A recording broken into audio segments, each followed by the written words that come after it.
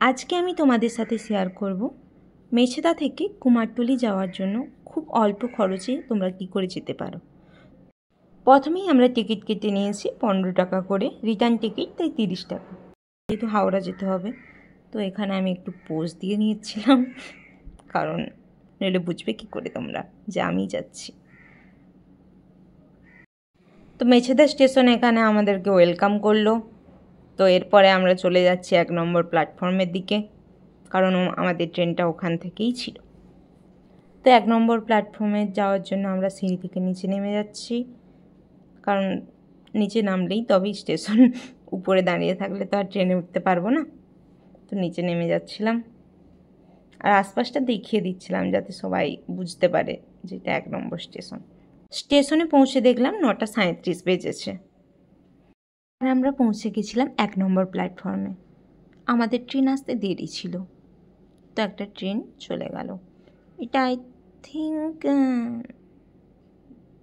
দূরপাল্লার কোনো train, Sealdah something কিছু। তো এরপর আমাদের ট্রেন চলে আসলো কিছুক্ষণের মধ্যেই। হাওড়া যাব, তো সেই জন্য মোটামুটি ট্রেনে সিট পাওয়া যায়, ভালোই পাওয়া যায়, একটু ভিড়ভাট্টা হয় যদিও, তবু ট্রেন তো খালিই ছিল। তো এবারে আমরা কিছুক্ষণের মধ্যে নেমে যাব, কিন্তু এই সেই সেম জিনিস, টিকিয়াপাড়ার কাছে ট্রেন দাঁড়িয়ে গেছে আর এখানে তো কাজ চলছিল, দেখো সব কাজ করছে। হাওড়া স্টেশন পৌঁছে আমরা ডান দিক দিয়ে বেরোলে আপনি দেখতে পাবেন যে ডান দিকে একটা মেট্রো স্টেশনও আছে। তো ওই দিক দিয়ে মেট্রো স্টেশনের অপোজিটে আপনাকে চলে যেতে হবে, ওখানে আছে ফেরিঘাট। রাস্তা বরাবর এগোলেই দেখতে পাবো বাম দিকে একটা ব্রিজ আছে আর সামনেই আছে ফেরিঘাট, দেখতে পাচ্ছেন। যেহেতু আমরা কুমোরটুলি যাব, তো ওখানে ফেরিঘাট থেকে কোনো লঞ্চ যায় না, তো আমাদেরকে বললো 2 নম্বর ফেরিঘাট থেকে টিকিট নিয়ে নিতে। তো আমরা 2 নম্বর ফেরিঘাট থেকে টিকিট নিয়ে আমরা লঞ্চে চড়ে পড়লাম।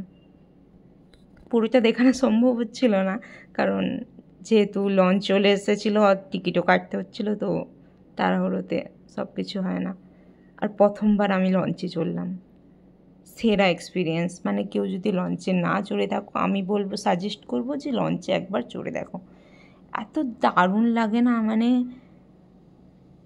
গঙ্গা নদীর উপর দিয়ে যাচ্ছ, সামনেই ব্রিজ, আর তারপরে হচ্ছে জলরাশি, দূরে দেখা যাচ্ছে সব কিছু, মানে স্টেশন, SBI, আরও অন্যান্য অনেক কিছুই দেখা যাচ্ছিল।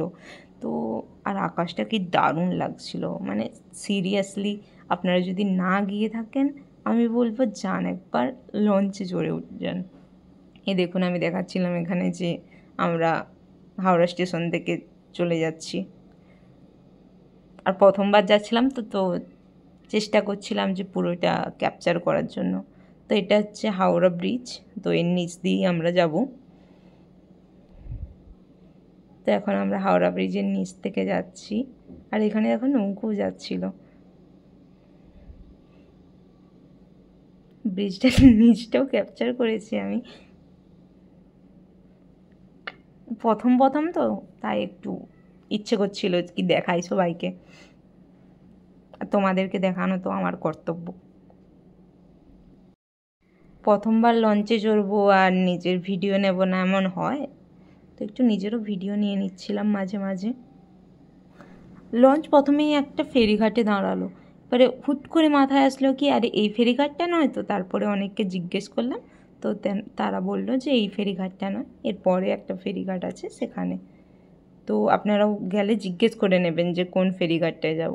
তো আমরা যাচ্ছিলাম শোভাবাজার, কারণ কুমারটুলি যাওয়ার জন্য শোভাবাজার ফেরিঘাটে যেতে হয়, তো আমরা ওখানেই যাচ্ছিলাম।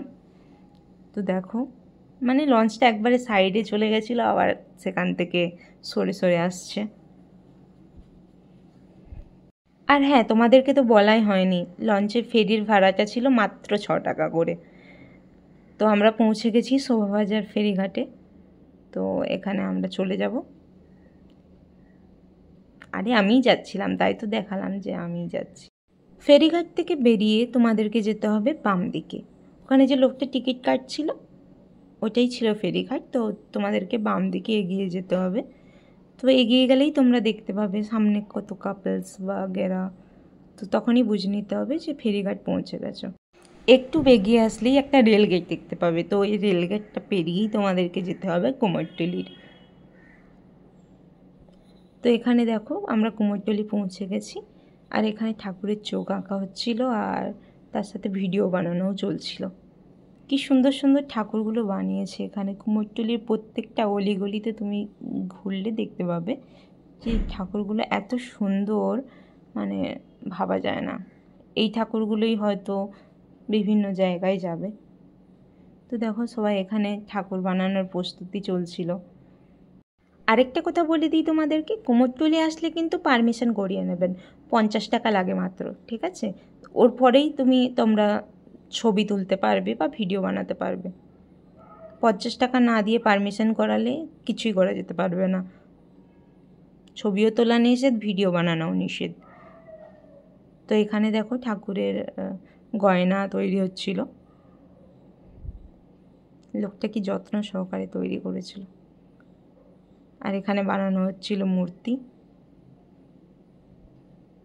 কত কষ্ট করে এনারা বানান। পিছনের দাদুটা বানাচ্ছিল ঠাকুরের মুখ। এখানে রয়েছে ঠাকুরের পেছনের দিকে দেখবেন না একটা চূড়া থাকে, সেই চূড়াটা ছিল এখানে। কি সুন্দর লাগছিল দেখতে। তো আমরা কুমোরটুলি পল্লী 1 নম্বর যেটা আছে, এখান থেকেই মেনলি কুমোরটুলির গলিটা। তো এখানে ঠাকুরের রং করা চলছিল আর প্রচণ্ড ভিড় ছিল।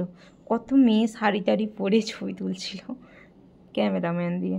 আমাদের কাছে কিছুই ছিল না ফোন ছাড়া, তো আমরা ওই ফোনেই যতটুকুনি ক্যাপচার করতে পেরেছি ততটাই।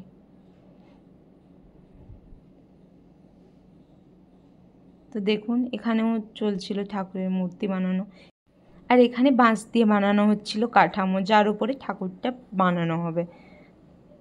তো এখানে আশেপাশে যেখানেই তাকাবো সেখানেই দেখতে পেলাম প্রচণ্ড ঠাকুরের মূর্তি আর সব কিছুই। আর ঠাকুরগুলো সেরা সেরা লেগেছিল আমার, জানি না, সব জায়গায় দারুণ দারুণ ঠাকুর। আর প্রচণ্ড ভিড়, মানে কাপলসদের ভিড় প্রচণ্ড ছিল, আর সব শাড়ি পরা।